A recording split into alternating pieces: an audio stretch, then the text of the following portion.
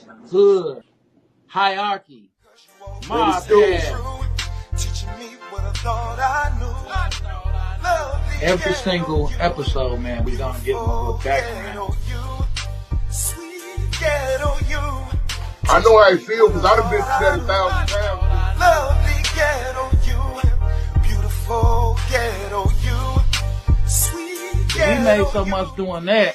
I started taking that money, throwing the concerts. It's your boy, Project Pata, Hood Hierarchy, man. You know what I'm saying? Hey, man, look, man, if it ain't in the hood, man, it ain't on here. Hey, this your boy Mario Cannon, man. You rocking with Hood Hierarchy. You already know what's going down. Team Pretty P stand up. It's a wrap. Tune in. It's Deli Dale. And whenever I got time and I'm relaxing and I'm chilling, I don't give a damn if I'm laying in the bed with you. I'm checking out Hood Hierarchy. And it's just that simple, just that easy. It's 7 Up, man, straight from Brooklyn. I want y'all to check my boy out, Uncle Beast, Hood Hierarchy. The dopest interviews, the dopest content, the dopest platform, straight from Chi-Town, man. You know what it is, man. We representing Uncle Beast, Hood Hierarchy. That's the highest of prestige. Get it? You already know. That's on game. You heard? Well, I was saying this the one and only HD president, Mr. Bow Bow Bow. This is Hood Hierarchy checking in. I'm signing out. HD4, Bow Bow Bow.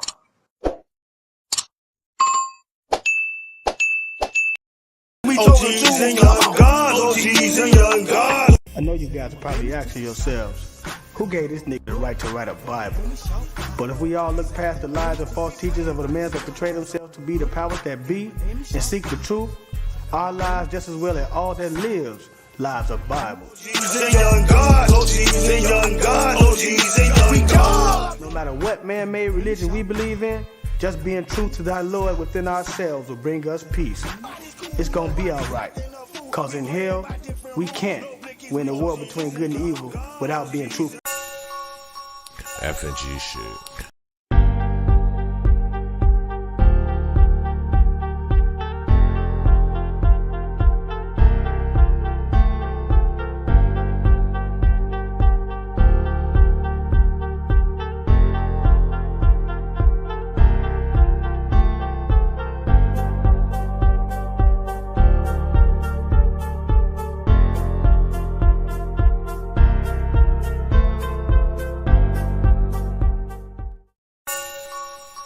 F&G shit.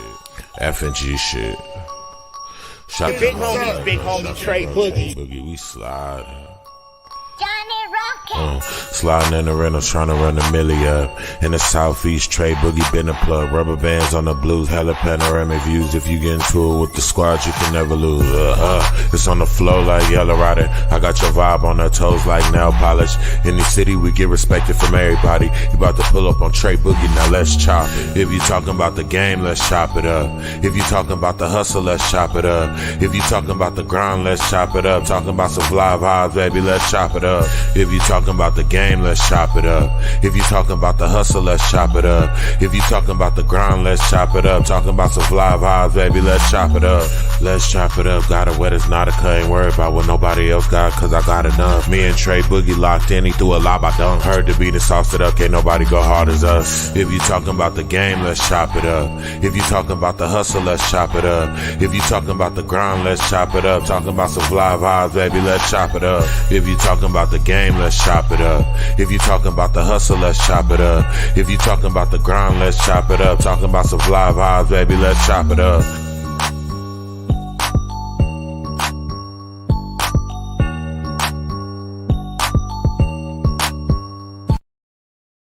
Yes, sir. Yes, sir. Yes, sir. Hey, it's your big homie Tre Boogie, and this is Hot Topic Tuesday, right? And every Hot Topic Tuesday podcast, man, I try to assemble a nice looking, nice dope panel. You dig? Of some legends, some folks that can get on and give y'all some news that you dig? We just trying to educate, man, from different perspectives. Appreciate y'all tapping in. Appreciate y'all on Facebook. I appreciate y'all on Instagram. Like I always tell you, come over to YouTube. Come over to YouTube. If you want your questions and comments posted, I could do that, but you got to be on YouTube. But without further ado, we running a little late tonight. I know y'all been on already. I'm gonna bring on our first guest. Yeah.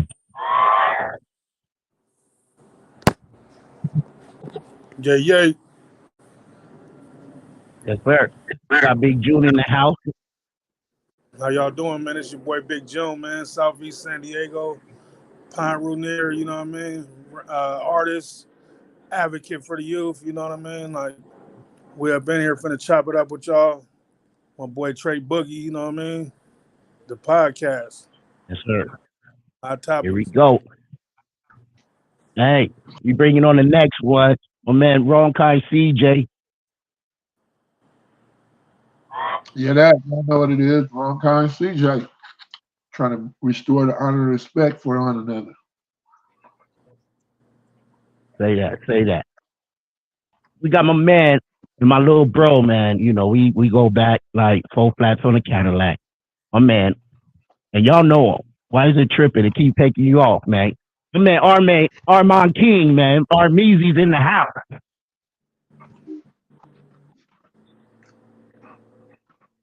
You on mute. Let me see if I can unmute. You gotta unmute yourself. There you go. Yeah, don't take me off, take me on. Yeah, this your little brother, man. This Armand King. I'm just a guy from around the block, 6th grade education, trying to make a better way for the homies. So we stop losing our lives to these streets and we start putting ourselves in these suites. That's it. Hey, thank you, Tre. There it is. Oh, you already know, man. It's action. You dig? That worked both ways. You already know. You call me, I'm there for you. Always. This is back Last but not least. Yeah. Hey. Last but not least, man. Little bro. Y'all know him. Mark Vell's in the house. Wop. Yeah, fuck it up. No, hey, what's up, man? I'm just happy to be on here. Hot Topic Tuesdays. I've been waiting on this. We've been plotting on doing this for about a week or so, and now we are together. And this panel, this incredible panel. Shout out to everybody that's on there. You know what I'm saying? And Tre Boogie, thanks for having me. And thanks for accepting.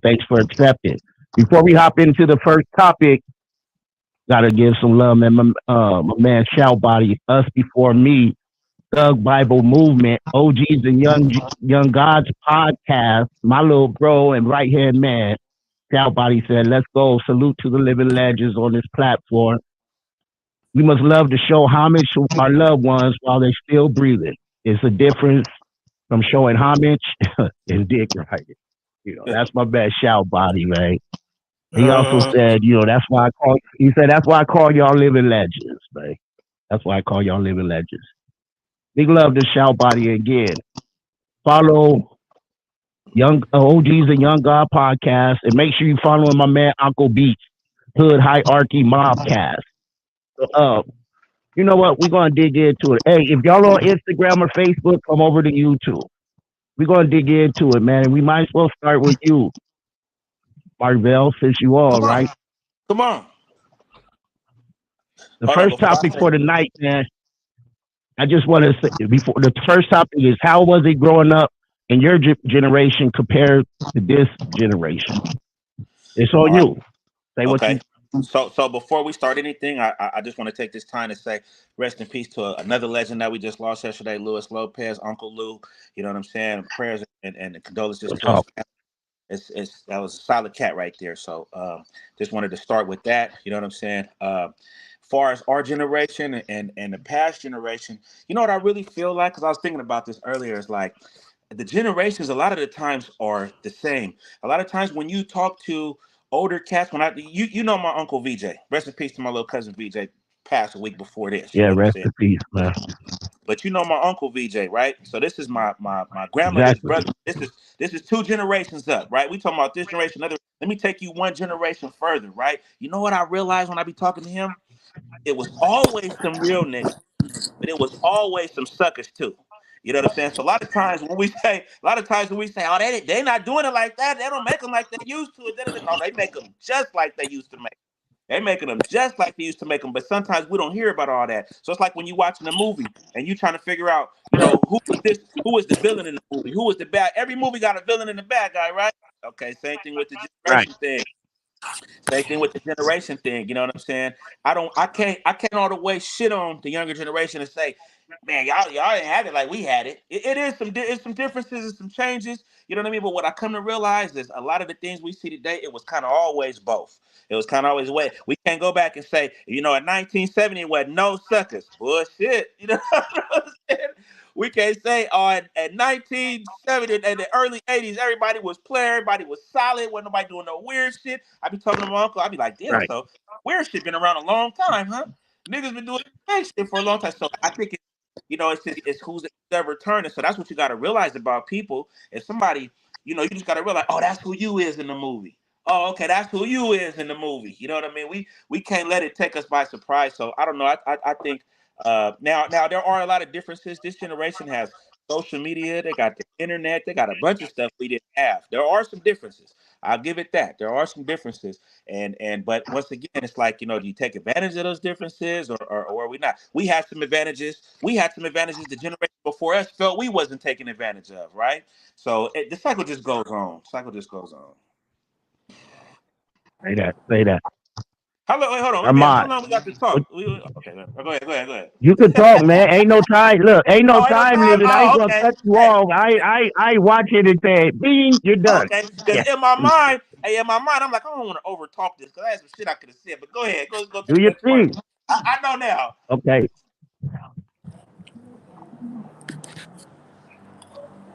What say you, little bro?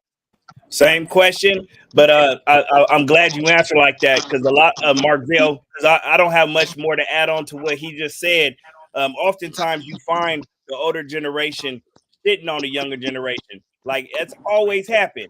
But there really is not much differences, little nuances here that we can go into little nuances like kids nowadays. One thing that's been on my mind is when I was growing up, it wasn't common for kids to go to suicide to end their trauma. But nowadays it is. So it's little differences here and there. But there was always hustlers. There was always lazy folks. There was always suckers. There was always real ones. And so there's not a difference in the characters. They're the same. And even though we got social media now that people you can fake in front for the public, people were faking in front in 1979 too. So it ain't social media didn't destroy us. Like you hear that often. Oh, social media is really not. It's just showing you. It's showing you who they was. That's if there's real ones on social media, there's fake ones. But if that was remove social media, they'd be the same person. It didn't change who they was. So the times have changed, but the characters of people and the types of people haven't. They're still villains, they're still heroes. Like you said. So I ain't got much to add on to there, man. You know what I mean? Say that. I just want to say real quick, the suicide thing, my brother committed suicide in 99. By the time I graduated high school, I had 5 homeboys that was gone from suicide. So, that part, I think it was there still because I seen too much of it growing up. You know what I mean? Death was just a part of growing up. And rest in peace, bro. Sorry for your loss, man. And I had a couple people I knew of too, but like to clear that up. I'm saying it wasn't a major thing in my atmosphere. It wasn't major. Like nowadays, that's like a thing.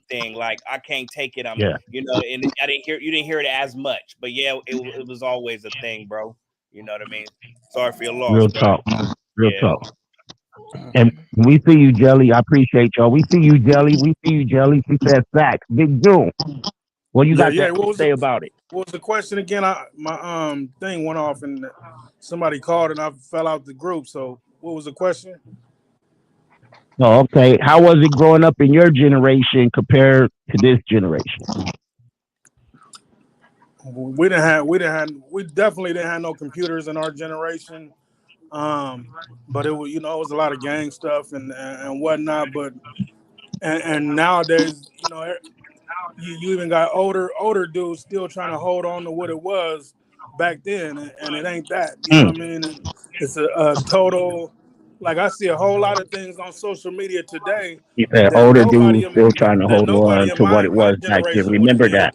I'm gonna need that brought up first the third one. Y'all hear me? Real talk. Real talk.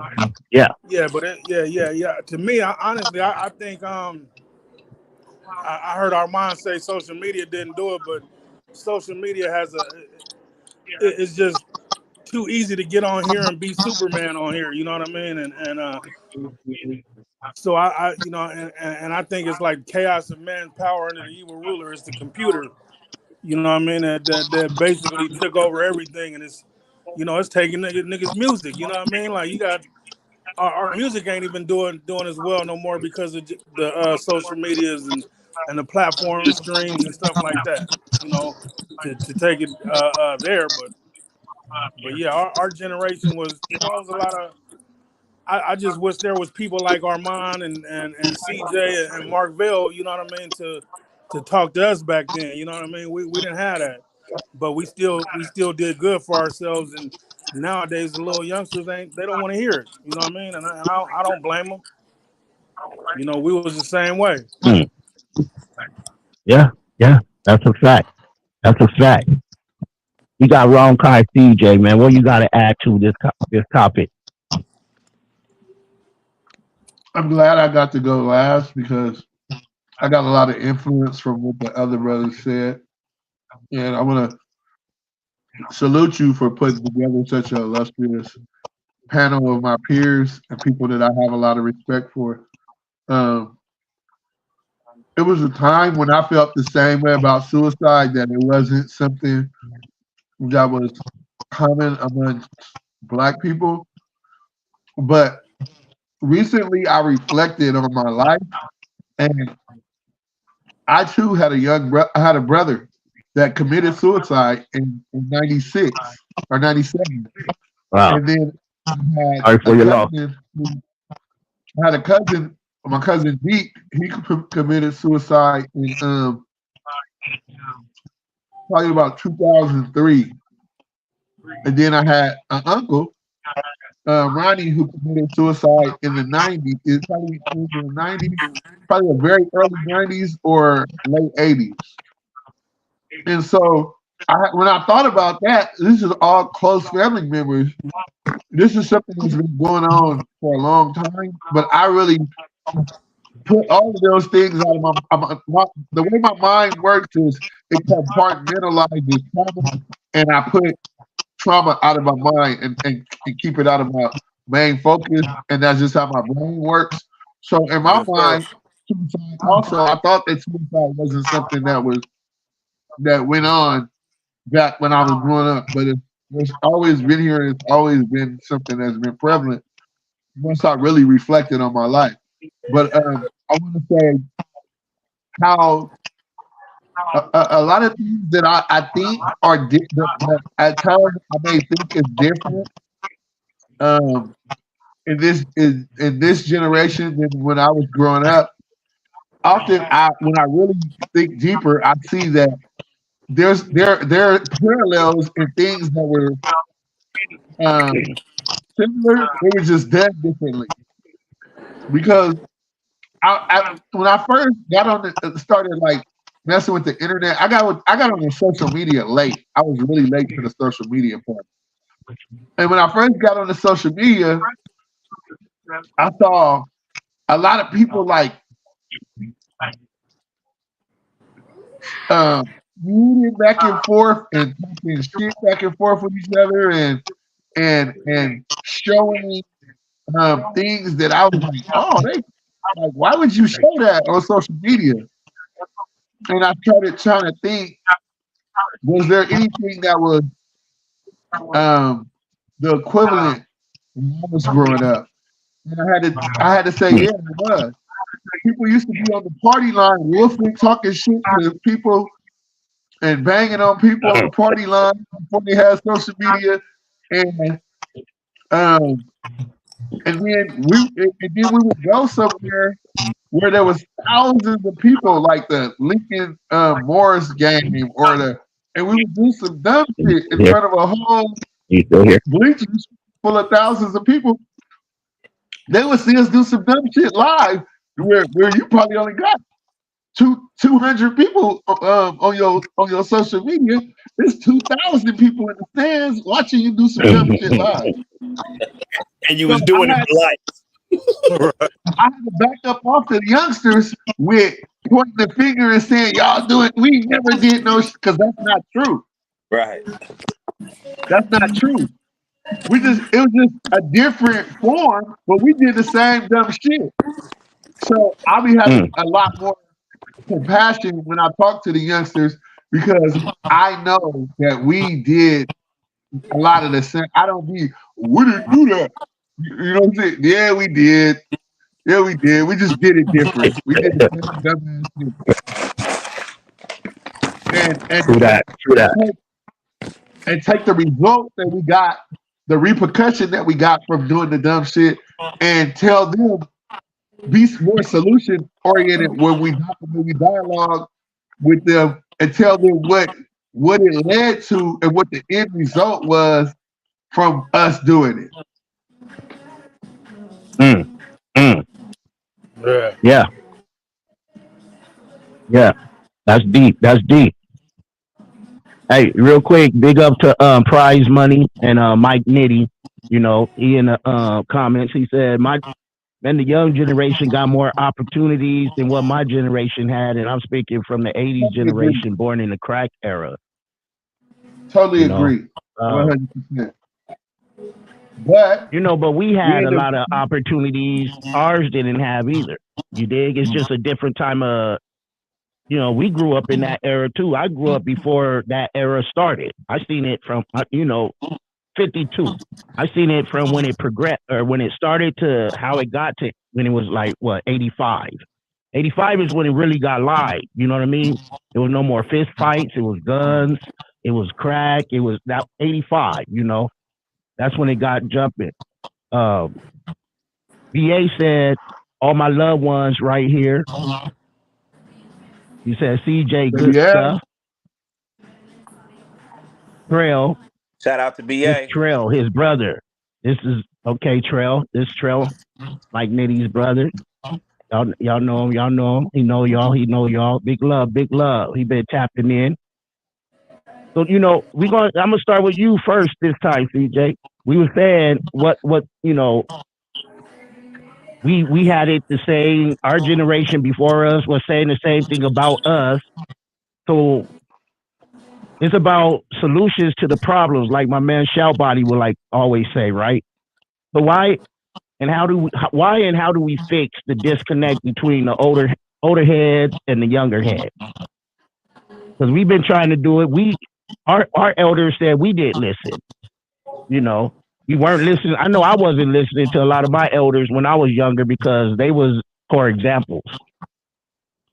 You know what I mean? In and out of prison, doing what they was doing. They were bad examples. So how do we do that?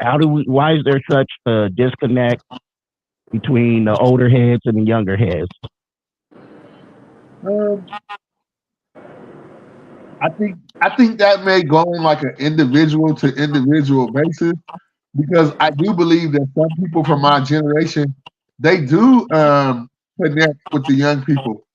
Me, on a personal level, I chop it up with young people often, and they seek my advice and my guidance. So I can't really say that they don't listen, but a lot of times we gotta set a good example. You know what I'm saying? I can't tell you to stop drinking lean or popping perks, and then I'm a drunk nigga always, turning up a can of malt liquor and slurring my speech and barely walk every day. You know what I'm saying? I gotta, it's I can't. You gotta set a good physical example before you can really verbally tell somebody, give somebody some, advice. You dig what I'm saying? Mm-hmm. That's true. I always say we got to be the example we want them to be. You know what I mean?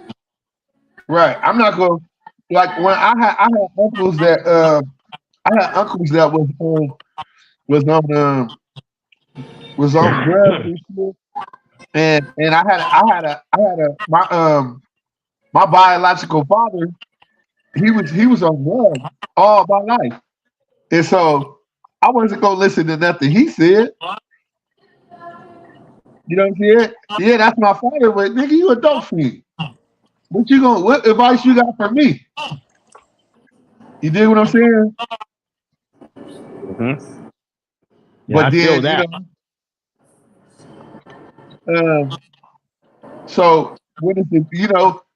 If there's a disconnect, you gotta examine yourself and see why a motherfucker wouldn't want to listen to you. You get what I'm saying? Mm. That's That's deep. real. That's real. That's deep. That's Everything. real. That's deep. Facts. Go ahead, Mark Vell. Uh, back to what CJ saying, it is an individual to individual thing, and it could go either way because now, I used to stay with the homie B that on the street called San Jacinto, right? And we stayed in the house with a bunch of people that was on dope. You know what I mean? And it was a bunch of things I learned from those people. You know what I'm saying? And um, like you said, it's weird because back in the day, sometimes we wouldn't have no problem listening to those people. Sometimes they might have valid information. I don't know, maybe because the drug didn't change or something like that. A crackhead No, is no, something don't get me different. wrong. I learned something from my dad being on drugs. I learned not to be a nigga on drugs. Right. Hey, but I'm just saying, what I'm saying is the drug is different though. A crackhead, think about it. A crackhead wasn't as gone as somebody on drugs today. You could still see somebody on, Absolutely. if you I, see I somebody on was going to crack speak versus on. somebody. I was going to speak on that later. Absolutely, I concur. Yeah. If somebody being on crack versus somebody being on crystal, or somebody being on fentanyl, or somebody being on Thiz, or somebody being on syrup, them is four different people. You know what I'm saying? Them is Absolutely, four I different agree. personalities right there. You know what I'm saying? I And so absolutely agree.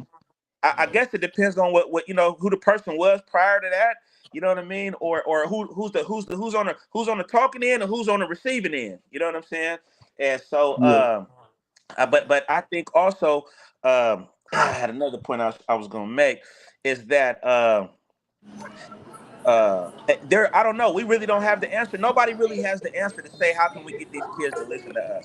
You know what I mean? The only thing that I could add to it is that we got to keep these people as close as possible. You know what I mean? And I'm just thinking that from the fact of having kids. I got a 25-year-old, but then I got a 7-year-old too. You know what I mean? And sometimes I look at my 7-year-old and I be like, man, this little boy's so attentive to me. He's so taking everything I'm saying. Man, my 25-year-old ain't speaking. You know what I'm saying?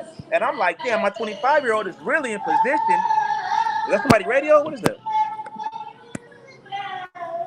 Big Like, June at they doing a graduation party. oh, Let okay, me okay, okay. go ahead. Go ahead. Yeah, I'm just like, so my for me, I got a 25-year-old and I got a 7-year-old.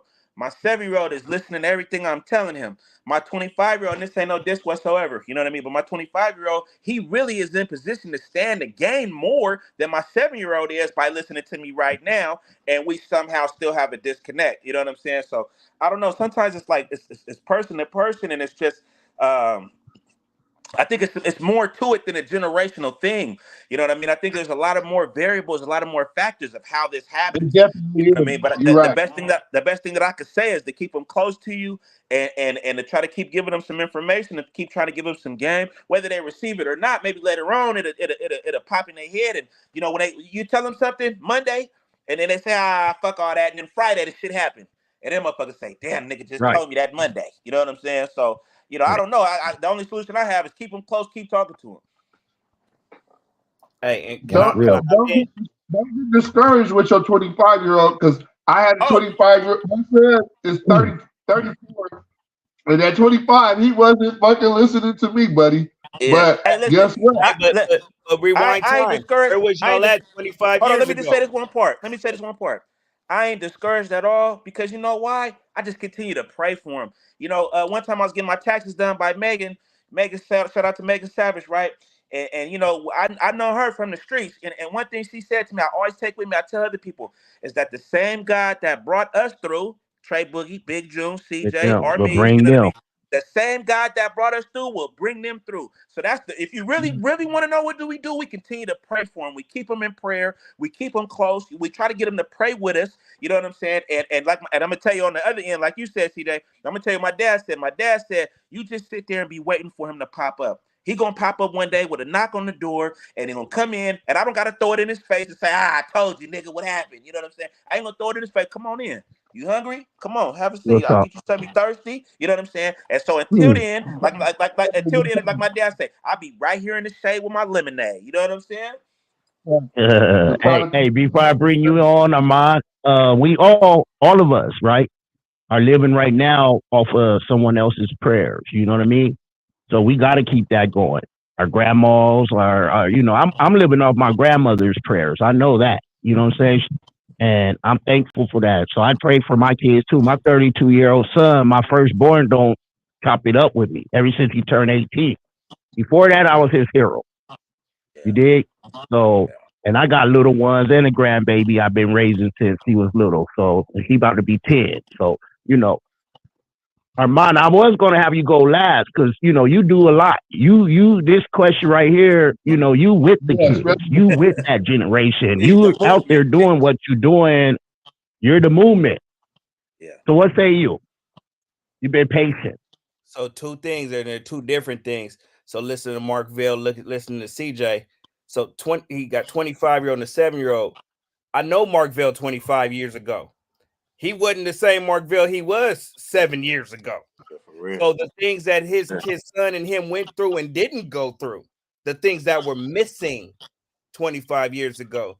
Not to say that would change everything because everybody go different ways, but I think that has a lot to do with it. And I know Mark Vell agrees on how you raising that kid from the time they're in the womb to that what you're giving to them when they come out make a difference on them paying attention to you. So that's what parenting. And then you also have the kid that's my dad, that's my mom. They don't know. They supposed to tell me what's right. They don't know. You have that kid too, who me and Mark Vell could be saying the same thing to his 25-year-old, and he listened to me and not him because that's dad. So It's not that he's not listening. It's the vessel in which the message is coming. And the start of this question was how do we reconnect to end the disconnect? Same way you reconnect a cord that's disconnected from the wall, connect it. Are we really trying to connect with the kids, or are we stuck on waiting for them to come up to our level? Nah, that's a 14-year-old kid. You wait for that 14-year-old kid to get to a 43-year-old level, you'll be waiting forever. See, because you weren't that way at 14. It took life, it took growth for you to get to where you at. It took losses, it took pain, it took struggle for you to get the mind you have now at 40-something, 30-something, 50-something. So I work with kids. I recent right now, this past year, I have a group of 15 knuckleheads, 13, 14 years old, the shot callers of the campus. And they doing everything I was doing and some more at their age. And I understand them. I hear their struggles, but they're connected with me, and I make sure I connect with them. And there is an age thing. And growing up, when you're 15, you're looking up to the 18-year-old. The 18-year-old got way more influence on you than the 29-year-old, 30-year-old. And to that 19-year-old, the 24, 25-year-old does. So I'm not that naive that think the message got to come to Armand. I'm bringing younger folks that I've laced up because it's a generational the influence. So if we're really trying to reach them, then we gotta understand those things, and we can connect with them. And thank God for hip hop. I don't know, looking at music throughout the time, there's never been another genre of music that has connected to generations like this. Hip hop is strong right now. So I say, don't get stuck on your old rappers. Like for parents, for people, if you like rap, listen to who your kids listen to a little bit. You ain't got to like them all the way, but that'd be an icebreaker right there. Being able to talk about that, being able to feel that same vibe and hear where they at. So use hip hop too, because it is definitely a connector. So those are my little tidbits, and I'll shut up because we could talk about this all day long. But don't wait for them to come to your level. Go to theirs, you know what I mean? And remember yourself at 12, 13. What would you have listened to, related to, and go there? And you're just here you're planting seeds. Don't expect them to, suddenly I'm a changed man. I'm a 14-year-old thinking like a 40-year-old. Nah, you wasn't. You know what I mean? But plant those seeds and they will open up. It ain't going in one ear and out the other. That's the fact about the music. You know, my 15-year-old son, I didn't even know he listened to hip hop, right? Until this battle with Kendrick and Drake. Now we be chopping it up every day about that now. He always got something in the club, and I'm looking at him like, you like hip hop? You know what I mean? But it's opening doors. We get in, you know, we were close. He was a daddy's boy, and then he's a mama boy. But this hip hop, that rap beef, is bringing us back closer, man. It is crazy like that. Shout out to Kendrick and Drake for that beef that brought families closer. What is it, the break? Hey, Big Jew, you know, you doing things now, footprints in the sand, you know, y'all been doing things for the community and stuff too. You around the children, doing things for children. What you say about this?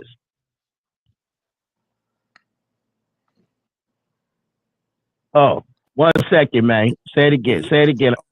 Go ahead. You good now? Okay. This time I definitely like this topic, but like I you know, I was a young knucklehead, so when I was growing up, I was in the streets, got locked up at an early age. You know what I mean? So when I got locked up, or when I got released, 2013. You know what I mean? My son damn near grew it. You know, he grew himself up. My oldest daughter, you know, all that they feel that they kind of grew themselves up. So I felt like I really didn't.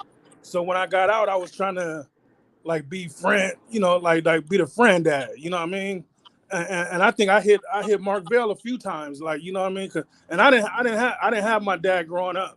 So the streets kind of raised me. You know what I mean? The OGs, you know, all the OGs just watching everybody and you know, emulating the people around me, the people that I see growing up. You know what I mean? That was in my neighborhood or wherever. You know what I mean? So I was kind of I felt that I was too much of a friend to my son. You know, to my son, and he's doing little he don't want to hang around me because I'm starting to, you know, doing all this time. I done grew out of what they're getting into, and I'm telling. He was like, man, you was Mr. Pyro and you was this. How you gonna tell me not to do this and do that? You're a what's the word? You're a hypocrite. You know what I mean? So I'm like, I'm feeling I done lost this dude. You know, and then my 18-year-old daughter, she's thinking she's harder than he is. You know what I mean? So it's like, damn, you know what I mean? But not to get away from the topic of the disconnect. I think that they just like our peers, they moved on and got because I did a post on it one day. I was like, you know, why didn't our older homies tell us that this ain't what it is no more, that it's getting a job and a career and going that way? Why didn't they tell us that? You know, so we could have went and did that. You know what I mean? And you know, one of the G homies, he was like, man, we did try to tell y'all wasn't listening to us. You know what I mean? Like, but I never really heard that. You know what I mean? Me personally, I didn't hear it. But me being an artist and you know, a gangbanger and then an artist, I was like, man, I got to get myself out of this struggle somehow, some way. You know what I mean? And luckily I had the mindset to do that more than the gangbang. You know what I mean? But yeah, I like I said, I called Mark Vell, and I think I was in like a Wendy's bathroom, and I hit up Vell like, bro, what do I do? Hey, but not realizing when I was 10, 11, 12, 13, I was listening to Big June. I tell Big June all the time. I had a cassette tape. I bought two of them. To make sure I had an extra one when you had that tape called The Plug. So I don't know. I guess it just go back and forth. You know what I mean? We what they call it, rearrange and exchange game. You know what I'm saying? But I remember when you were saying you wasn't talking to your son, and then all of a sudden it seemed like y'all just came back together. So when I be seeing, I know a few people like that. So that's what give me hope. I know a few people. Shout out to my boy Mike Spitz. Not to discuss nobody else's business or nothing, but that's another person I was watching was having a thing, and then all of a sudden he said, man, Me and my son, we going to the studio. We finna go this, we finna go do that. Man, he coming around. I'm able to talk to him, share my side, yada yada yada. You know what I mean? And so I'm like, damn, okay, right. So I'm just waiting my turn. And I really think back to what Armand said. He said at 25. When he said that, I had to think back. I said, shit, couldn't have told me shit. Do you know what I was doing at 25? You couldn't Right. have told me. So it wouldn't even have been my dad or my mom fault. It wouldn't even have been nothing on them. You know what I'm saying? And sometimes as parents, that's what we say. Damn, well, what am I doing wrong? And we be trying to change our approach and all this and all that. But it ain't even that. It's just, you people, these kids as people. I guess we go through stages. And like I said, at 25, shit, yeah, you couldn't have told me nothing at 20. I was gonna do what I was doing at 25. You know what I'm saying? So I guess that's like I say. So once again, that just brings it back to prayer. You know what I'm saying? Because if I can't be right there with my son through whatever he's going through, gotta be there. You know what I'm saying? He think he doing this, and I don't get to see what's going on. Guess who is gonna get to see what's going on and be right there? That's the best I got. That's the best I got. Yeah, but I think that we have to, like, us as individual OG homies, we got to like Armand said, like we gotta get to them. If we got, like, see, it's a lot of people that don't hang with these little dudes and take them to go buy something to eat, or take them out to eat and give them that little one-on-one. You know what I mean? Some gonna take it and accept it, and some just ain't. You know what I mean? But I think that's what it is. Like we feel that we're way too past that now. I don't want to be around. You know what I mean? Because you finna have the wrong people looking at me, so I don't think I want to do that. You know what I mean? But we got to do it. Like we taught them this, so it's gonna take us to. You know what I mean? And that's why my album was not no gangbang stuff. It was basically what not to do. You know what I mean? And whether they listen or not, that's on them. But we gotta snatch them up and take them with us and talk to them and show them the right way and change the narrative. You know what I mean? So to say. That's what right. I believe. That's right. And Trell got a point right here. He says, it's one crowd of OGs pushing righteousness, and it's another crowd of OGs going against them, keeping up the madness and glorifying the BS, disrupting the equilibrium of the street. He also said, I feel like the older you get, your role changes. You go from being a rider to being a provider. I don't even think it's the BA OGs. said, Happy Father's Day. I think it's the little dudes thinking they controlling everything now. Because I hear a lot of this old head stuff. You old niggas, bringing the ops in the set and all this stuff. Like, come on, man. Yeah. Hey, let me just. Hey, can I touch on something real fast? One thing I heard Armand say, and it just sparked the thought. Is like, and correct me if I'm not saying this right, Armies, but what I heard you say was that you got some 15, 14. I'm just throwing out numbers. You got some 15, 14-year-olds around. Now we 40. We in our 40s. I'm 44, right? So maybe we can't get to them. But what if we bring some more 18, 19-year-olds around that we have already reached, and then they could give them the guy, because you might be quicker to listen to him than you is to me. Was that what you were saying? 1,000,000%. I felt that. That's real life. When you 15, when you 12, you can't. A 13, 14-year-old got all action on your life. When you 15, somebody 18, oh, you 18, you got direct influence. That's the person. When you 20, it's just like that, bro. It's a hierarchy. And so, yeah, we might be given the same information. So if we really want to reach them, you can't, my gray hair, homie. They calling me uncle. You know what I mean? They ain't even. Yeah, I can't stand that. Hey, I don't like. Hey, it's just, but I'm not gonna fight the grain. I get it, homie. Couldn't no gray hair, nobody. You could tell me, and I'm okay, all right. But let somebody that really had influence on me, that was jazzy. Then it come to all the extra things. If you had money, if you was rolling, all these things add to influence. So you can't be a broke. You can't be a broke cat either talking about nothing. I ain't listening to you. I'm trying to get some bread, and I see you hopping out this work van. That don't look like no bread to me. You know what I mean? You barely get by on your bills. You ain't got. I'm about to get this money. But let somebody hop out that Benz. Somebody hop out a spaceship on you, talking about, hey, little homie, woo. I'm all ears. What? You feel me? So all this stuff matters if we already influence them. Unfortunately, it's like that. There ain't the the elder that's sitting in the circle of homies over the campfire and directing your life. That's not the reality we live.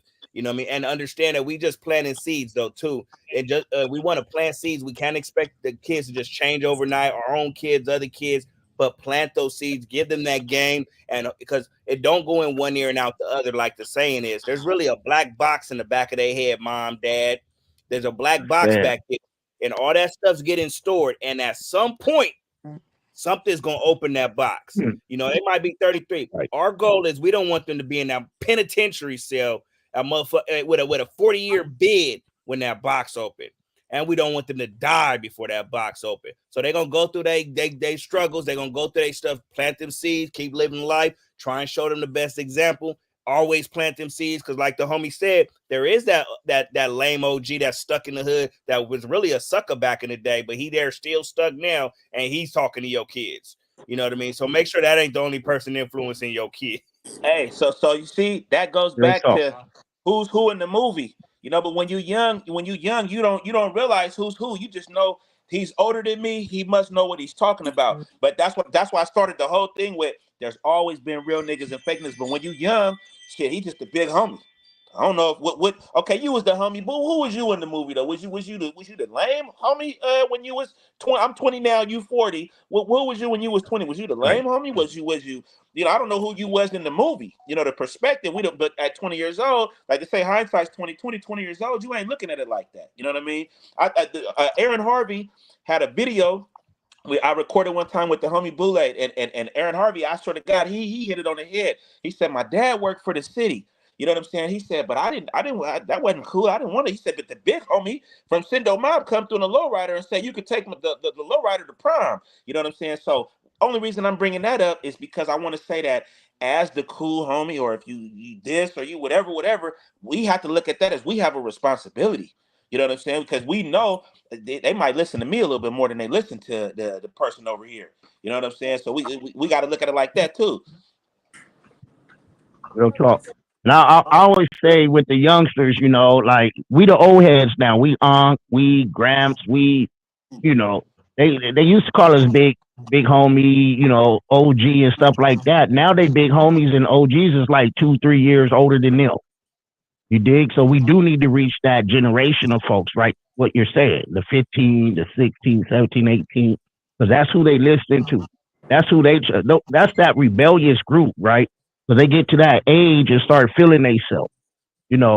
Some don't have a father in the house. I was another one. I grew up with my grandparents. My mom and pop was in and out the penitentiary. You know, so I got all of me and my brothers and sisters. You know what I'm saying? Was well, what to say? I be trying to keep it different, but we game babies. We keeping you know it what real. I'm talking about? Ism babies. So you dig, and that's just how it goes. So. Thank God me and my 2 adopted little sisters got back together in each other's lives about 5 years ago now.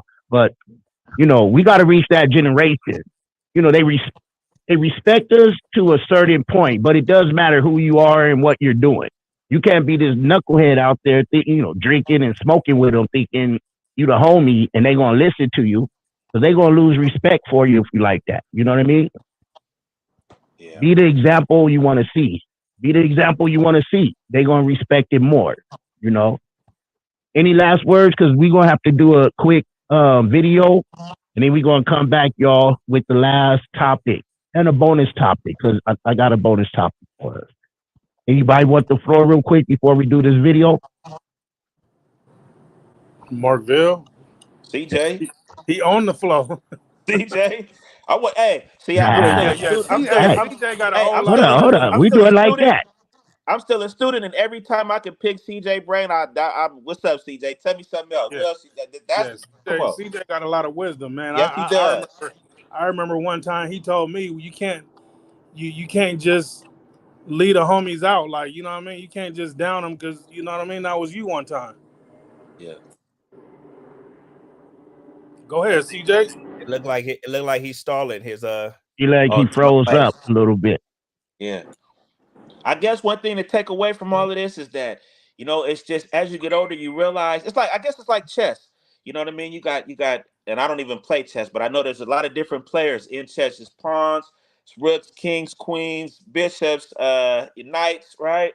And we got to look at that when we talking to somebody or somebody in the community or their homie, whatever. Which one was you? Am I taking advice from a pawn right now? And that's not no financial thing, or that's not no hierarchy thing or nothing like that. But am I listening to somebody that really didn't want no good, or that was kind of weird, or was a negative person in the area all that time? I guess that's where the disconnect come in at, is that how do you know who's who?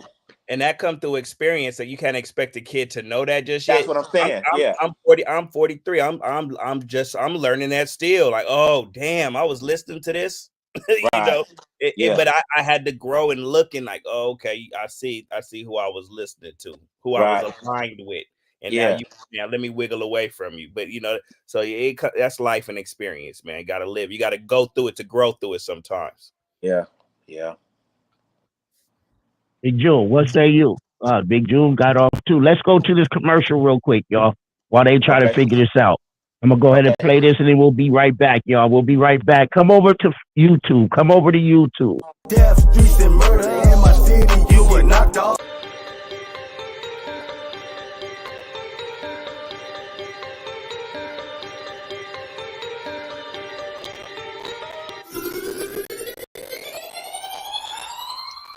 Blow back, got my mind right.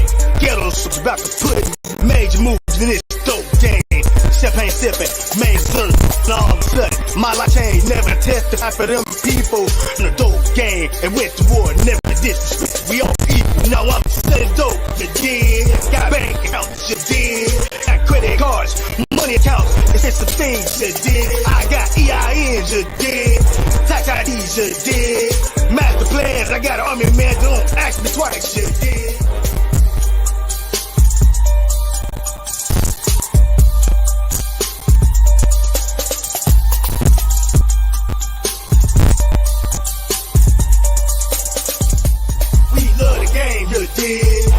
For life, you dig? We sacrifice, had to pay the price, never sold a soul, you dig? Execute the mindset on the business to the finish, ain't no lacking, no slack in the crew. Gotta do it, that's a fashion, get it up this for the team all the time. What it do on the ground with the crew like you never knew we began it, respect it. We done been up in it and connected, flexing on a mission to get it and check it. Gotta have a vision if you're running with the section. Anybody in the way of getting it connected, you gotta know the deal with the goal. We the whole thing, half of the battle, you gotta know it's cold, man. I done got the hit on the hit of the gon' hit him with the tool, courtesy of that. Us before me gang all day, every day. Almighty stay solid, pick Lord, never only you did. What it with his show body, put it on the thug body, we gotta represent what it is. We love the game, you dig? Little soldiers for life, you dig? We sacrifice, had to pay the price, never sold a soul, you dig? Keep the gangsters with me, you dig? Keep the bangers with me, you dig? We love the game, respect the game, it'll never change, you dig? Keep the gangsters with me. You know my tail record niggas hanging with me. The gang is with me. And if you running up, I'ma aim to 50. It's Chi-Town, baby, gotta claim a 50. Yeah. And I don't wanna be a poor nigga, so I'm on the go trying to get a little dough, nigga. I got money, but I need a little more, so you... Yeah, we have an internet problem, so I don't know how it was looking on y'all end, but it looked bananas on mine. I had to cut it off real quick. Okay, end up thing. Yeah, so a couple people got off. I think they're going to be popping back on. There go Big June. Okay. We're going to keep it going real quick, right? We got one more topic. I think it's for a lot of things y'all said, man, hits home, and folks is watching and they're going to rewatch, and other folks going to watch later. And there's some good gems we dropping on them. You know what I mean? Well, we talked about all that type of stuff, So the last one is, we talk about generational curses and stuff, it ain't just financially or this and that. It's, your last name is such and such. We don't do this. You're this. We don't do. How can we break these generational curses, man? We may not do it in our lifetime, but this is going to be here forever on the internet. You know what I mean? Yeah. Yeah. You got the floor, Armand. Mark Vell. What's the question? How do we break generational curses? Yeah. I think by identifying them. You know what I mean? I think sometimes we don't even identify what's the generational curse. You know what I mean? I was just talking to somebody about, for instance, okay, we had a seafood boil the other day, and I seen somebody online was talking about how unhealthy. Thousand parties, man. You said you had a seafood oil the other day. I've been waiting for the gumbo. We'll talk offline. Go ahead, man. Go ahead, man. It Go was ahead. for My Father's Day. bad. My girl made it for Father's Day, right? And and so I was eating it, but I was just thinking, because we all up in age, right? And I'm glad it's us right here, because all three of us, we battling health, trying to stay healthy, dealing with issues, trying to work out, trying to stay. You know what I mean? And so I was thinking back, a lot of times when they talk about like soul food and stuff, they say it was kind of like slave food, and so we have to be able to identify what's a generational curse versus what's this is just what we do. You know what I'm saying? And so a Right. lot of times with the food thing, this is just what we do. But when we get up in age, we identify it as, damn, this is what's killing me though. I can't eat oxtails every day. I can't eat taco shop every day. I can't eat this, that, or the third. But that's just that was growing up. That was that's what black people. That's what we do. You know what I mean? So I'm just using that as an example of identifying what the generational curses even is. You know what I mean? Before we can break them. Right. When we was coming up, one of our generational curses that we all, what's our number one generational curse? That black dads ain't been around, and they not fucking with their kids. Okay, so now we in a generation. I feel, and once again, this goes back to the social media thing, because now we can see it. Before social media, we couldn't see it, so we don't know if Mm-hmm. it was a large amount of black men that stepped up, was taking care of their kids. We don't know if there was a shift or anything because it wasn't popularized on the internet. You know what I'm saying? And so now we can see things. But we don't know. It might always been like that. So then back to the food thing. It's like we have to be able to identify what are the curses, and then we can identify breaking them. Now, I will say, just for my generation, it do feel like maybe I didn't mean my dad till I was 13. You know what I mean. I didn't get it. Excuse me. I told myself stop saying that. I didn't get a strong relationship with my father till I was 13. Now we talk every day. You know what I mean. And so I would like to think that nowadays it seems to be just like you got on that shirt. You know what I'm saying? Me and Armand make them shirts, and the whole purpose of those shirts. His shirt say no deadbeats in the set, and the purpose of that shirt was just to spark and create thought. That was something that we was caught ourselves adding to try to break a generational curse. I would be out and about wearing a shirt, and I would see people be looking like, even people that's white people mention people that this, when we say the set, that's usually like a black term. That's not nothing white people to walk around talking about the set. You know what I'm saying? But I seen that kind of that sparked the thought. You know what I mean? And maybe we did break a generational curse on that. We don't have the exact numbers. You know what I mean? But I think the first step is identifying what they are, so that we can attack them. Real. Facts. That's real. What you say, Big Joe? Man, that's a deep question. Like it's like Mark Vell said, we have to really be able to identify these things, and just like back in the days, like is it our parents' fault that we're so into sugar and cakes and pies and sodas and all these different things, or is it their fault that we don't have no money to pass down, or grandma's house that our kids can grow up and live in, and you know what I mean? Is it our fault that we couldn't create that house for them, or you know what I mean? Like whose fault is it? Like, Yeah. so like he said, we gotta identify what it is, what is the curse, and then figure out from there how to change it. You know what I mean? I know me. As a youngster, when I turned like 21, I didn't think I had what it take to get a job. You know what I mean? So I did what I seen everybody else doing. That's pick up that sack and you know what I mean, take it from there. You know what I mean? Then I went to prison, went to jail and prison, and you know what I mean. So yeah, I really ain't got the answer to that question yet. You know what I mean? I'm still trying to figure it out. Hey, look, not to cut And you off. it Hey, look, not to go ahead. cut you off, but some of these generational curses. I'm just touching on something he said that just sparked the thought. Some of these generational curses ain't our fault. He right now, you was talking about having that house to pass down, right?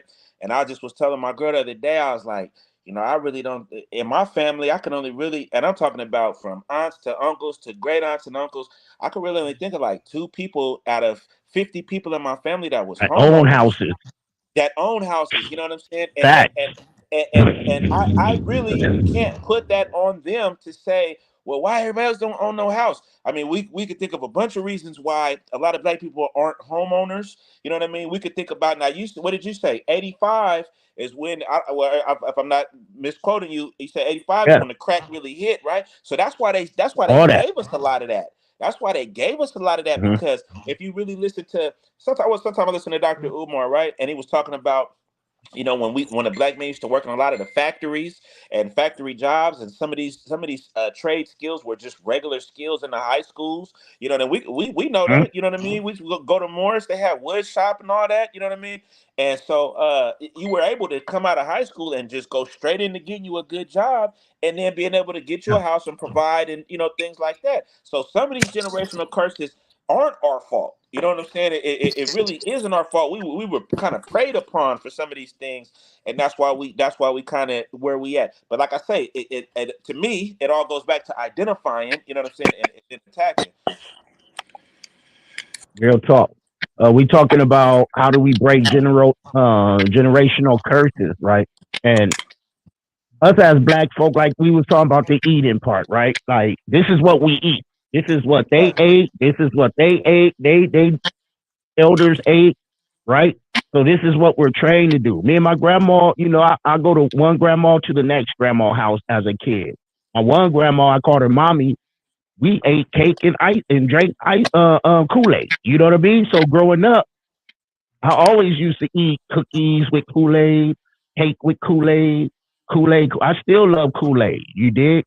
But now I'm diabetic. We're going to get into that stuff later. But now I'm diabetic. I ain't supposed to do all that type of stuff. But I still have my Kool-Aid, but now I use like monk fruit sweetener. You know what I mean? I'm using it in a different way now. I only drink 1 cup, but it's the way we were brought up. It was what we were taught. Financially, who taught us about finances? Who taught us about saving money, putting money in the bank? You know what I mean? Stocks, stuff that a lot of y'all are out there teaching folks now. You know what I mean? Giving them that. We didn't have those people. I'm speaking for me, 52 years old. I didn't have that person who taught me what not to do, or I knew what not to do by example, because seeing what they were doing, I'm never going to do that. You know what I mean? But me and my homeboys, we learned and taught each other. Yeah. You feel me? Yeah. None of us had fathers. Our uncles are in jail. Our cousins is either our age or older. I'm the oldest on both sides of my family, so of the grandkids. So uncle's in jail. Who taught? No dad in the house. Grandpa is working all day to provide for us. Even and I'm the grandchild. He got his own 8 kids. It's just what we were taught and learned. We gotta unteach ourselves and unlearn ourselves for our younger generation. You know what I mean? That's why I have my God blessed me to have 2 little kids and my granddaughter, and I'm a whole different person. Generational curses. I don't talk to them like I was talked to. I don't discipline them how I was disciplined. You know what I mean? I'm teaching them. I got my my son out there working with me when I set up and sell merch and stuff when I'm out at, setting my booth up or something like that. I'm teaching him about the structure of business. I'm teaching him different things. And that's how we break those curses. It may not happen in our lifetime, but it's going to take these conversations. You know what I mean? It may be 8 more generations of conversations, but something's got to break through. What do you think, CJ? Okay, you have my phone. I'm sorry about that. My phone died, you guys. I'm back though. I'm using somebody else's phone. That's how much I like to talk to y'all. Yeah. Somebody else's phone. So yeah, so we talking generational curses. Yeah. financial literacy, stuff like that. Things that I think it's going on, bro. Because when I think about a lot of the stuff that was going on societal, there wasn't an outcry to change the shit like it is today. For instance, when I was 16, I got shot by the police, and I was unarmed. I didn't have no gun. Afterwards, there was no outcry from the community. Right. You know what I'm saying? Nobody marched or protested or no shit like that. They was like, that boy got shot by the police. He bad. The police ain't gonna just shoot somebody. Right. What did he do? Yeah, what did he do? And see, this day and age, this era, our community is not going for that shit. And our community is gonna stand up and not let that shit slide. You get what I'm saying?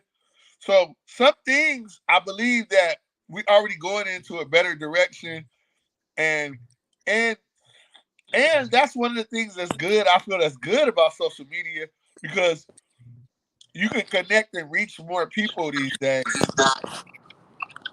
more easily. You got access to disseminate information. You get what I'm saying? You know, and organize. So, you know, we can just the same way a lot of bullshit that gets spread through the internet. Also, a lot of things that are good information gets spread through the internet. You know, one of my partners, when I was growing up, he was doing all the shit with us. He was all the shit, and he even he got some trouble when we was young, and he got pulled over and somebody was in his trunk of his car, and they told him either you can go. They was gonna send him to. They was gonna send him. They was gonna send him to the pen, and his lawyer was like, he's enrolled in college to start college next semester. If you show leniency, you know, he gonna go off to college and he's gonna live a good life and blah blah blah. Long story short, the judge went for it. He did. He went off to college and became a stockbroker. I mean, he studied stocks, but he couldn't get a stockbroking license because he had a felony from the situation. But he didn't stop there. He went back to the streets, got his dough up, and started investing his own money in stocks, and then left the streets alone. And today he teaches stocks. You know what I'm saying? I think that's a good example of how we can, and he teaches stock through social media. You know what I'm saying? So, that's, you know, he's teaching financial literacy to, he got a, his social media is Rich Forever University. And so Rich Forever University.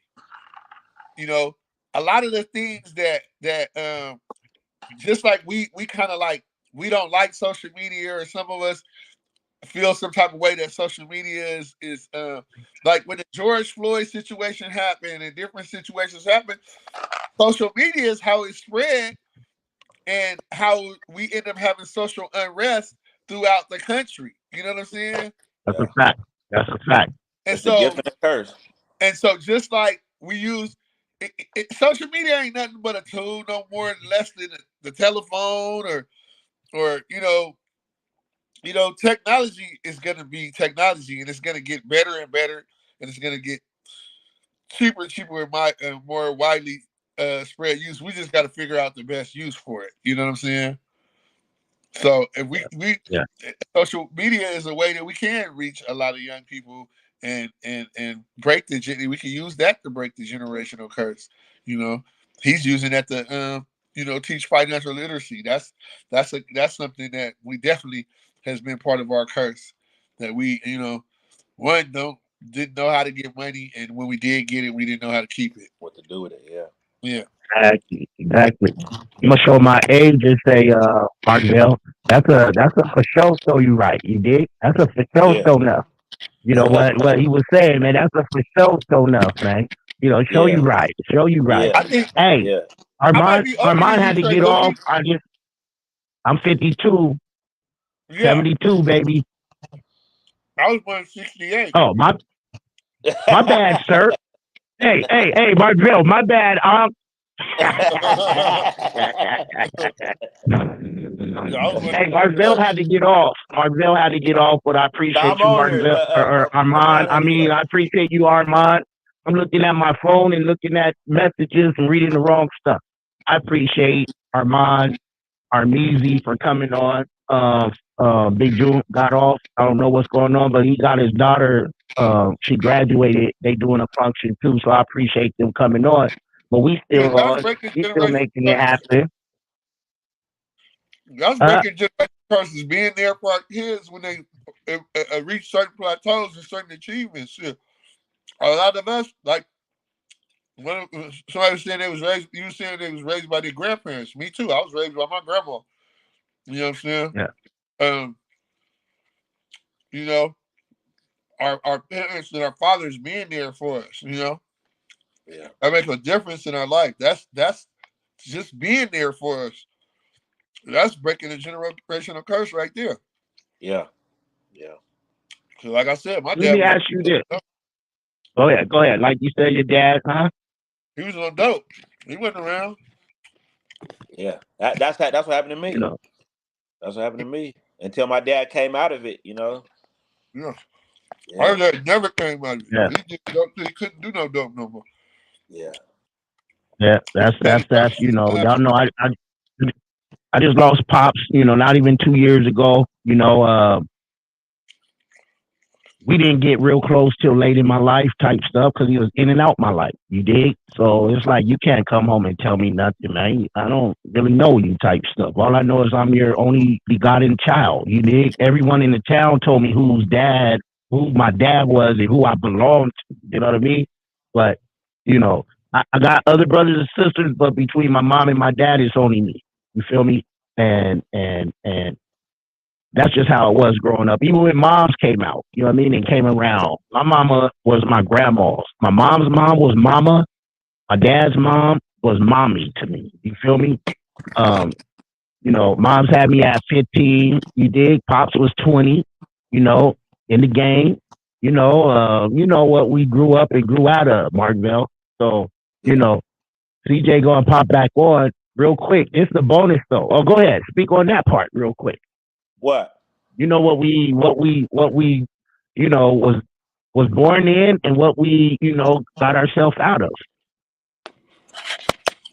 Yeah, I got this. Me and you got a similar story. My pops passed away We about do. 2 months ago. My condolences. Yeah, we buried him on the 18th of last month. I didn't put nothing on social media and My condolences. because I don't be looking for no sympathy, and he didn't have a huge influence over my life, to be honest with you. You know, I can be honest with y'all. So same thing. I was raised by Grams, and you know, uh, we just got a lot of parallels in our life, in our lives. You know. Yeah. Yeah. I think a lot of us do, and a lot of us do. I talk to a lot of people. We have that similar story. You know, grew up with the grandparents, grew up with this, and this is why hot topics mean a lot to me because we get to tackle those topics that's going to help somebody. Like I said, this video, this podcast is going to outlive us, and it may not happen in our lifetime, but it's going to happen. Somebody going to hear what we said, and it's going to trigger, and things is going to change. You know what? Let me say this. When I was coming up, you know, like I said, I didn't get a strong relationship with my dad till I was 13. But when I was young, my grandmother lived with us. You know what I mean? And my grandmother lived with us at about 4 different addresses, and you know, went to work every day. My grandmother worked for Scripps. You know what I mean? If you go to the Scripps Hospital, she got us a plaque in the front, you know, shouting her out. You know what I mean? And so I was able to get the game from a grandparent that way. You know what I mean? I never had no grandfather on either side. You know what I'm saying? I never met no grandfather. Never met a grandfather on my mother's side. Never met no grandfather on my father's side. Matter of fact, I only had one grandmother. I never even met my dad mother because she passed away. You know what I mean? I just had one solid grandmother, and she was everything. And then when I got when I was about like 19, 20, I left from living with my mom and went to live with my grandmother. You know what I'm saying? And it was just me and her living together. You know what I'm saying? My little cousin Adonis, he lived next door. You know what I'm saying? And so I was blessed to be able to get some of the older game from her that way. You know what I'm saying? But my father is 10 years older than my mother.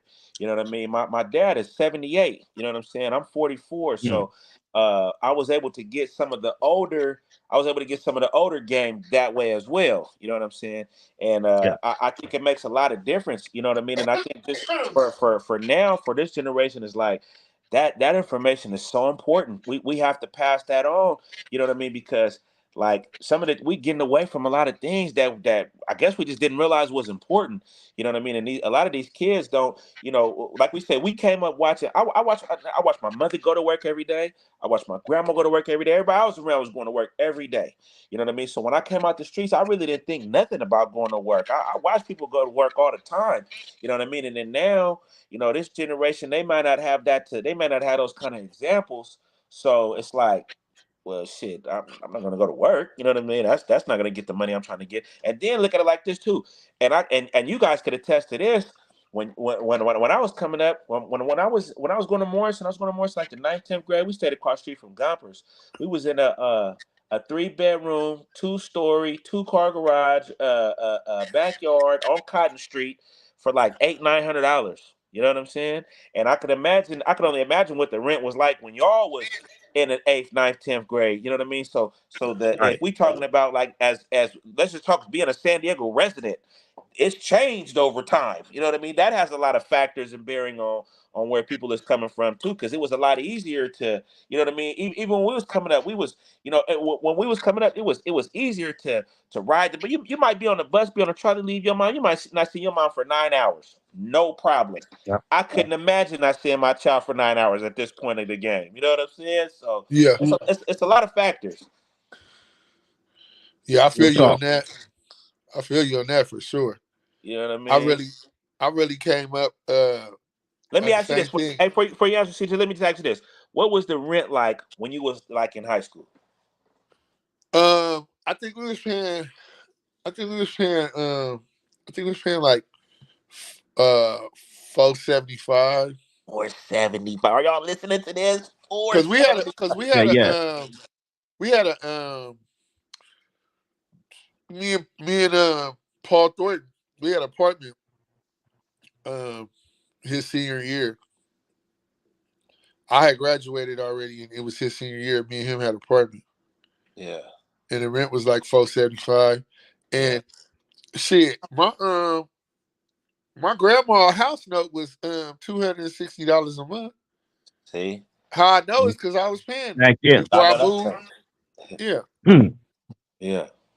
$260. Yeah, back then I was in a 2-bedroom, 1-bathroom in high school.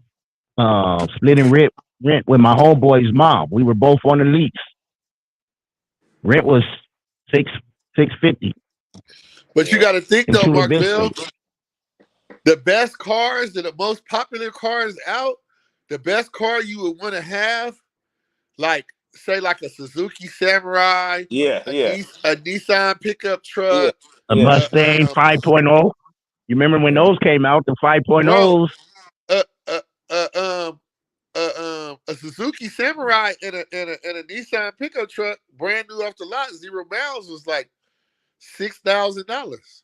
Yeah. You know what I'm saying? A Blazer and a Blazer and and a Z, a Z was like the coldest shit out. 280Z.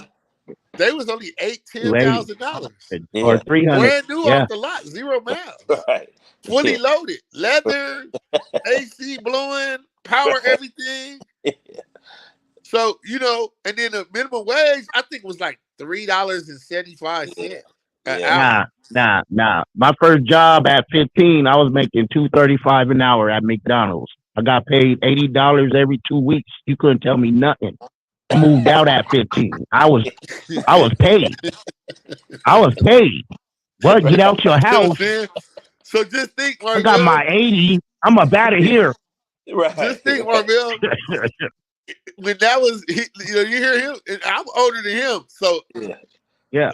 So $2. You said what? $2.75. $2.35, man. So look, $2.35. 300. That was a come up. You so was balling. Marvell, think about this. You must In be a the doctor. 80s, the early 80s, the crack era came, and niggas was making.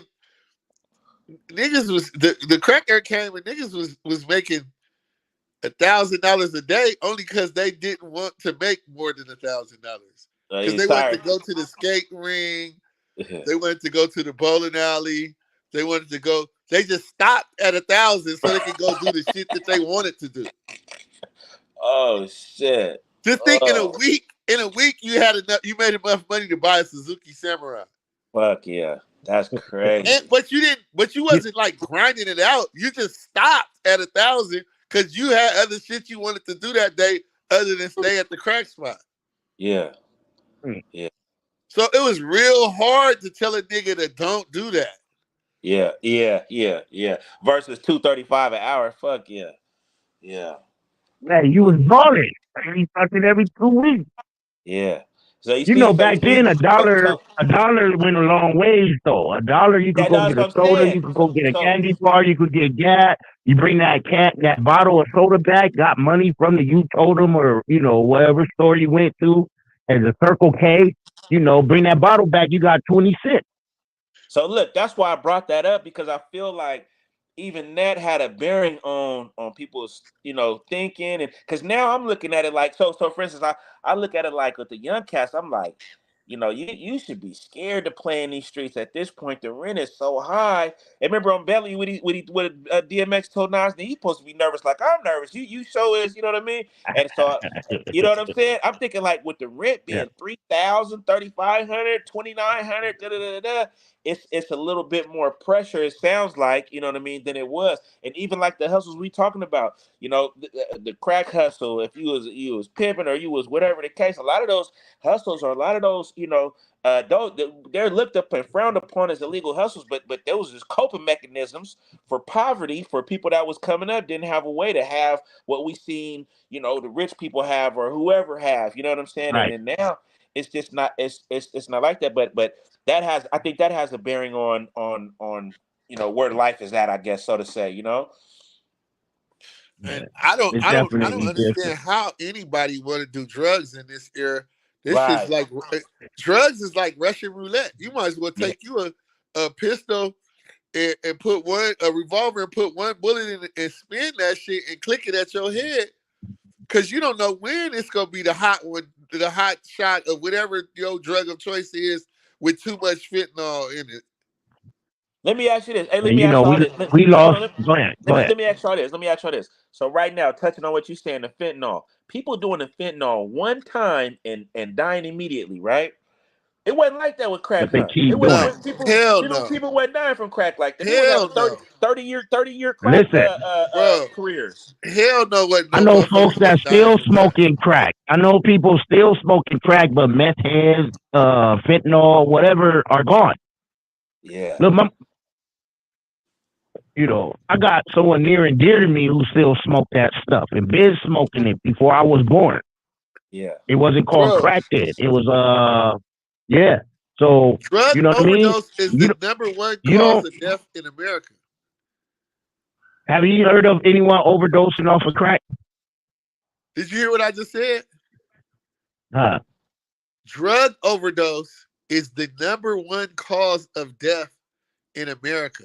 Over car crash, cancer, heart attack, all of that shit. Drug overdoses have taken over as being the #1 cause of death in America. And that's because of fentanyl and this new stuff now. Yeah, that's Got a family member crazy who as had to hell. be brought back to life 3 times. We know people that's not here anymore, Mark Vell, over the fentanyl. You know, either doing the whole, even things is. You can't even things no more. Was people We know overdosing I on grew crack? up in the era where No. who overdosed? You ain't show me a stat of somebody overdosing on crack, and that's crazy. But crack make you do a lot of other stuff. You know what I mean? We had a little you ain't dying. We had a little powwow. The homies, me and the homies had a little powwow, and we was talking, and we counted up how many people we knew, more people we knew, homies that's in the streets that gangbanging shit. More of them died from overdose in the last 5 years.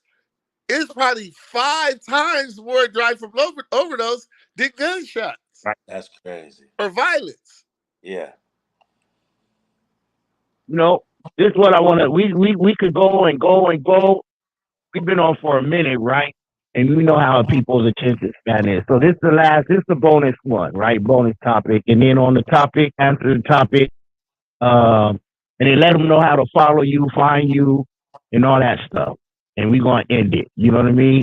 But we're going to start with you, CJ. We've been talking all this stuff. So when did it click? When did things click for you in your life? When you knew, you can't be CJ how you used to be, Mark Vell how you used to be, Tre Boogie how you used to be. When did it click for you? Because, we want to have younger folks. We want to give them hope. It was twofold.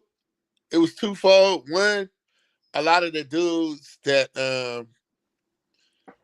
I hustled with in the streets, the feds came in and indicted them. And the numbers that they got, the amount of time that they got, we had never seen that before. They started handing out 20s and 30s. We had never seen that before. We didn't know what. We was like, wait, what? Was that the real estate thing that happened? Uncles who had shot somebody had got 7 years. Yeah, it came back. Yeah. Was that the real estate thing that jumped off? When you say the Fed part? No. I'm talking about. I remember the real estate. Okay. In '88, in '88, the feds came and started indicting motherfuckers. And by the '90s, by the time the '90s came, everybody was gone. That was one fold. How much time they was giving people.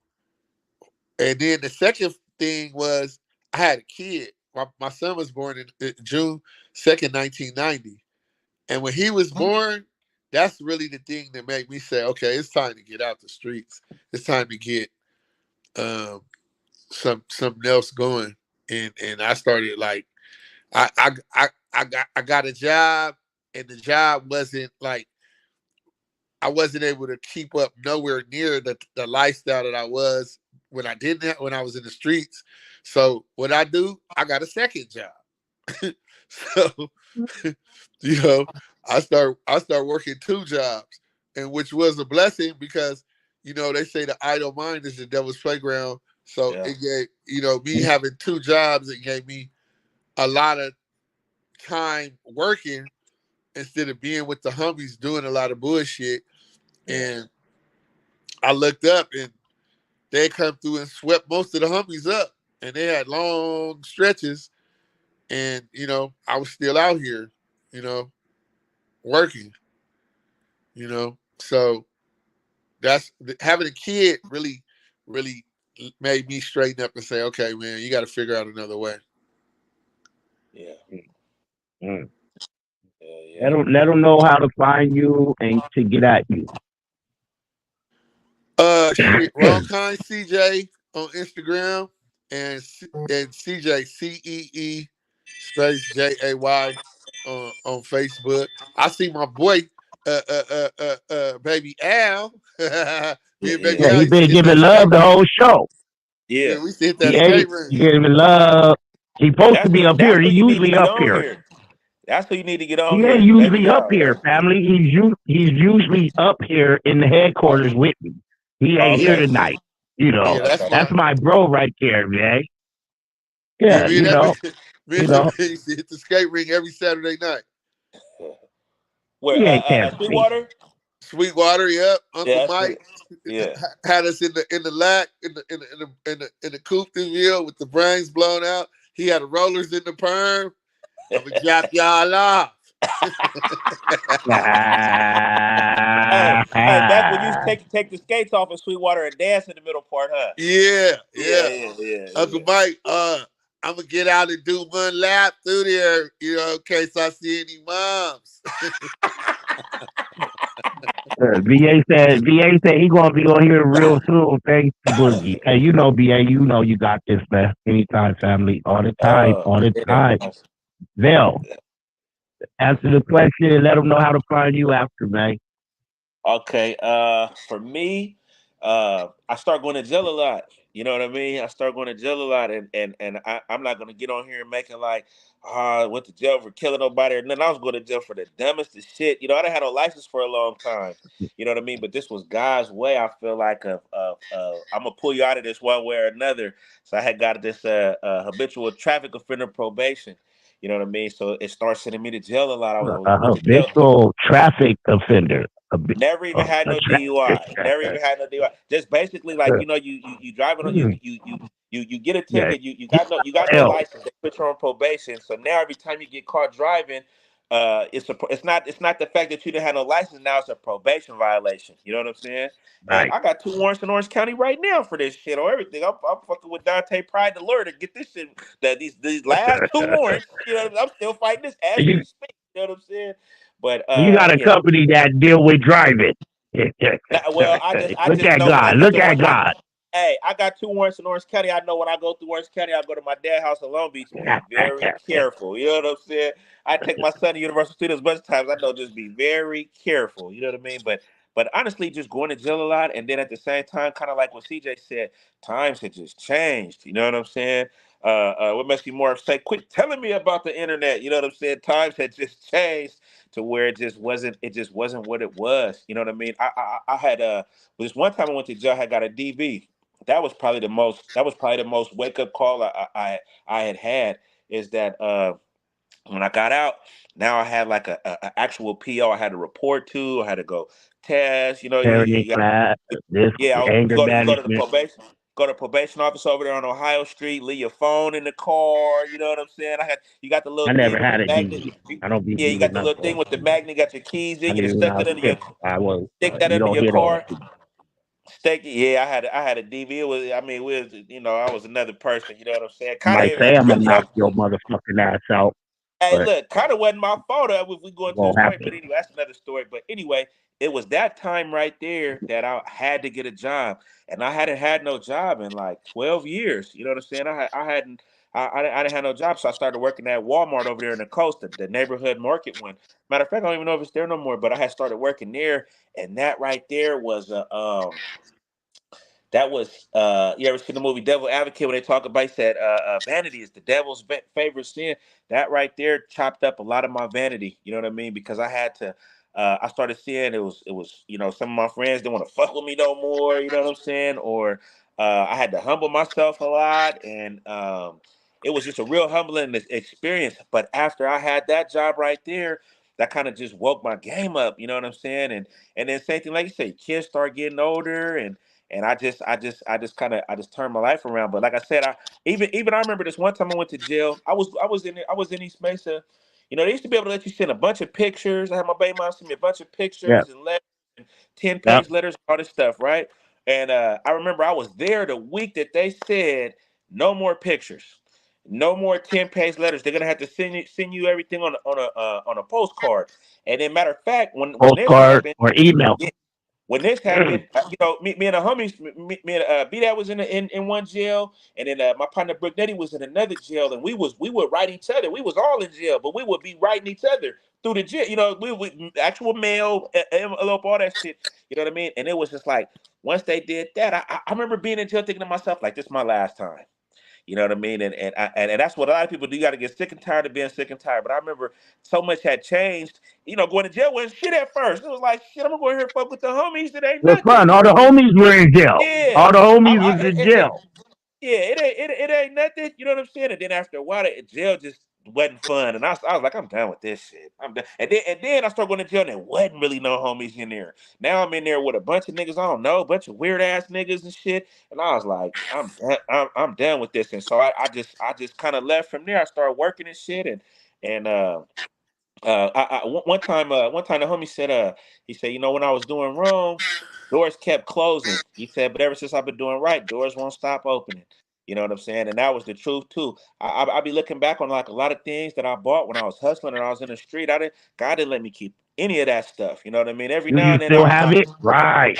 every now and then I run past maybe like a pair of boxers or something small like that Yeah, that'll you send me said through. pair of You know what boxes. I'm saying? Yeah, you know what I mean? That'll be like, oh, remember when you bought that? You know, you think about it for a minute, like, damn, Yeah, remember yeah. that? You know what I mean? And but I really don't have nothing from when I was in the street.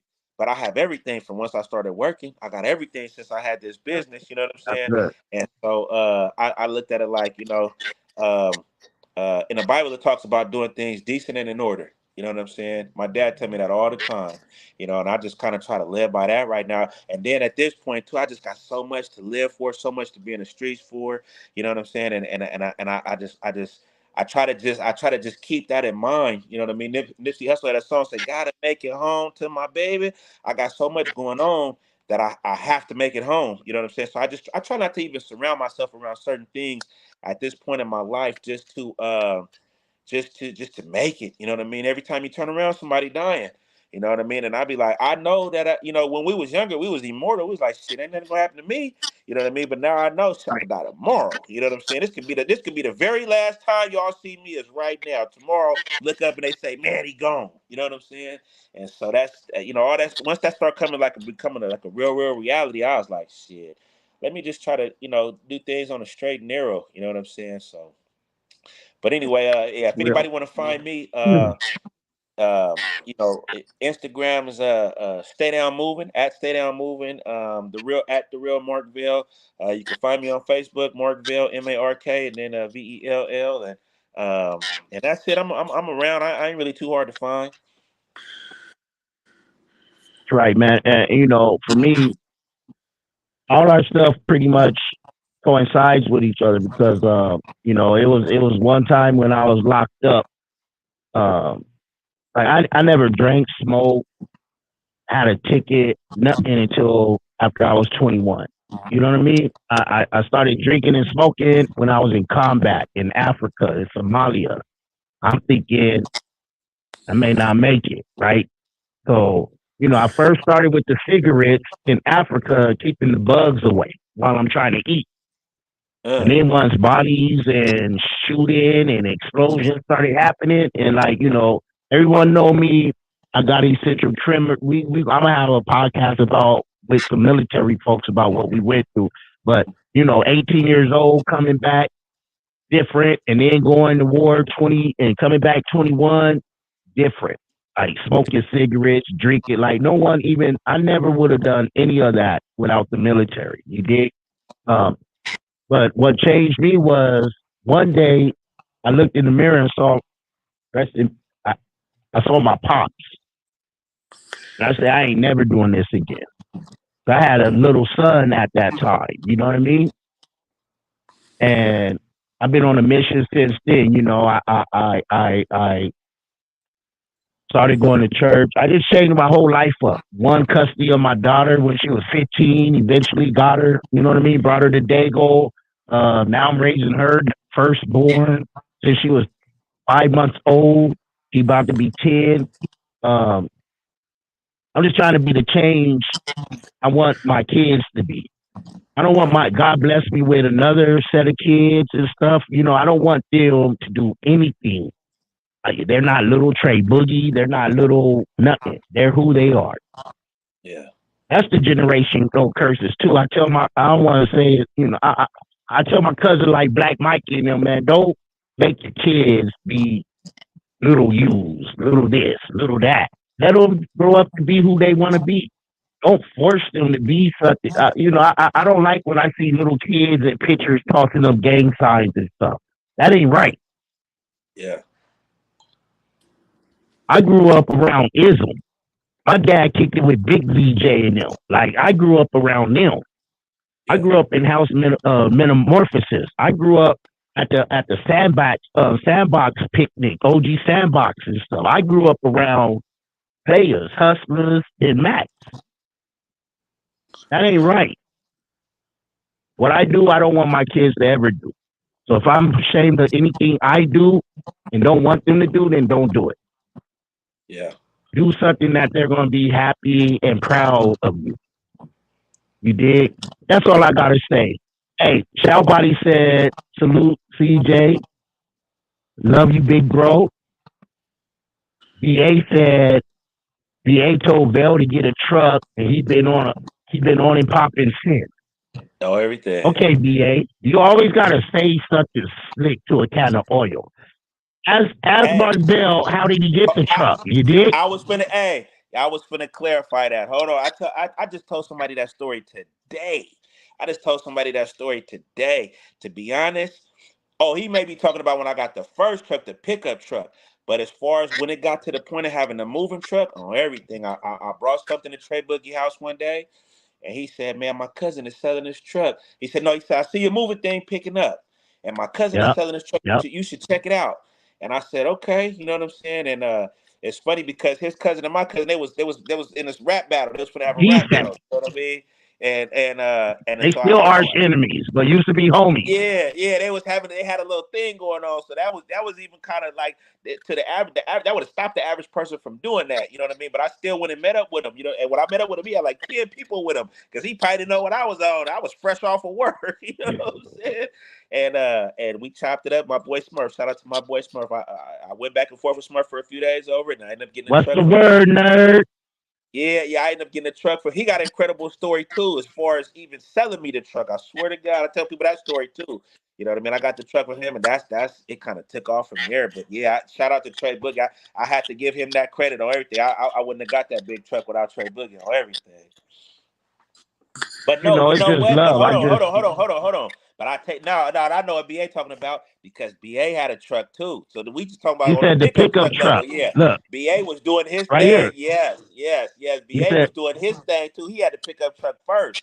Was doing his thing, and we was just talking to we was just saying, I got this for you, got that for you. So yeah, I always follow my blockers. I shout out all three of y'all. BA, Tre Boogie, CJ, you know what I'm saying? Big June. I always follow my blockers. I wasn't one of them cats didn't want to listen to the older cats. I was one of them cats. I used to go to my Uncle VJ garage for hours and just pick his brain. I always got my game from older cats. So I was kind of the difference with me too. Hey, Mark Vell, is Crash is your relative? That's my uncle, Harry. That's my mama brother. That's my mama only brother. Yeah, that's my nigga, right? Yeah. Yeah, that's my mama only brother or everything. Yeah. Everything. Yeah, that's my nigga. Yeah. So. I'm gonna say this, man. I appreciate everybody on Facebook, Instagram, YouTube. I appreciate, Big June. He had to get off. I appreciate him for coming on. I appreciate Armand for coming on. I appreciate Wrongkindcj for coming on. I appreciate my little bro Mark Vell for coming on. I appreciate everyone that's been tapping in. This is Hot Topic Tuesday.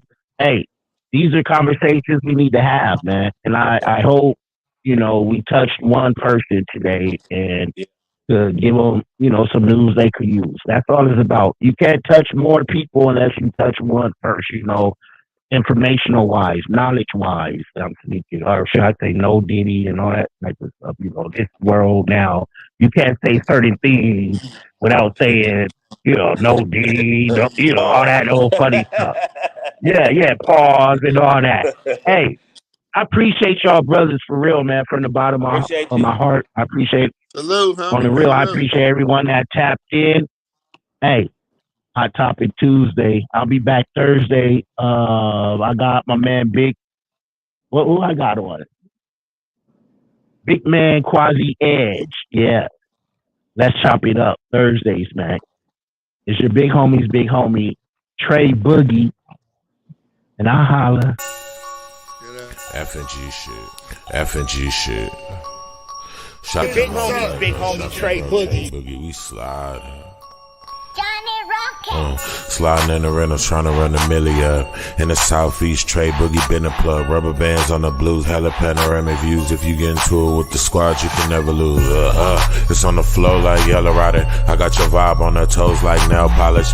In the city, we get respected from everybody. You about to pull up on Tre Boogie, now let's chop. If you talking about the game, let's chop it up.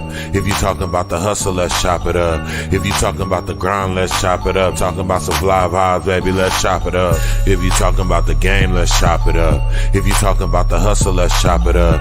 If you talking about the grind, let's chop it up. Talking about some fly vibes, baby, let's chop it up.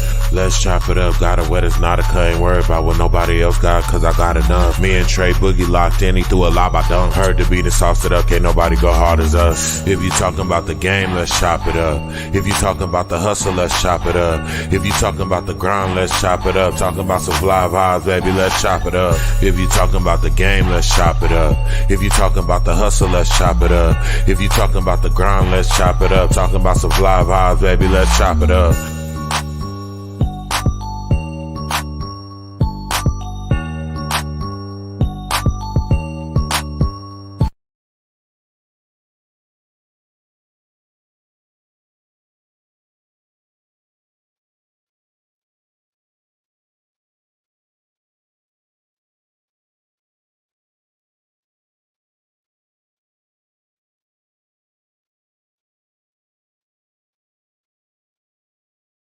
I holla.